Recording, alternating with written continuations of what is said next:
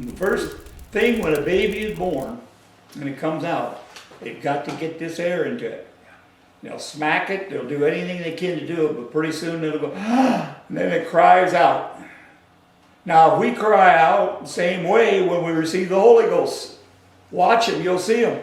I've seen people that was so innocent, it was incredible. It was so backward, it was incredible.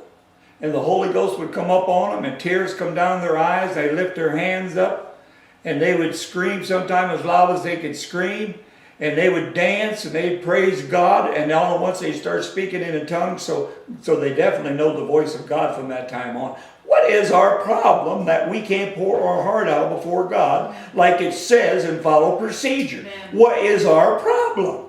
We have a real problem. If you lost your car, you probably cry all day. Huh? You lost your wife or husband or one of your children, would you cry? Does God have to do that to get you to pour your heart out for you'll wake up?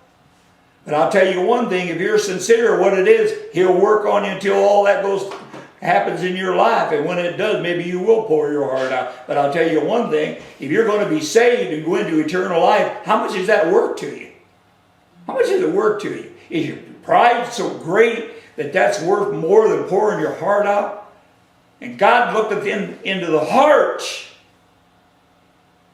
That's where the baptism of repentance. If God don't give you the baptism of repentance, you ain't going to pour your heart out. Well, I repented. What'd you do? Well, I quit doing this. I quit doing that. You quit doing things. They put you in the graveyard. You ain't repented. God's got to give you repentance.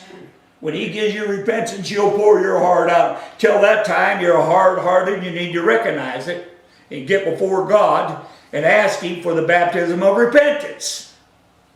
Amen. You won't have to go around telling everybody you repented. You won't have to go around telling everybody you got the Holy Ghost either.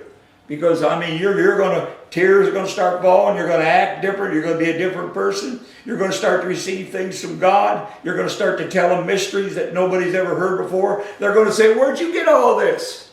Mm-hmm. And you religious people think you're saved because you go in and listen to some preacher get up and quote a few scriptures and go through a sermon, and you go home feeling good because he preached it and you feel the same way he does about it. That only makes you one with him in that message. And after that, you go right back to the old stupid stuff you've been doing all day or all week.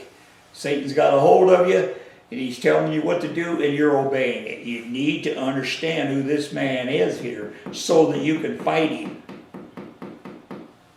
You need to know who he is so you can fight him.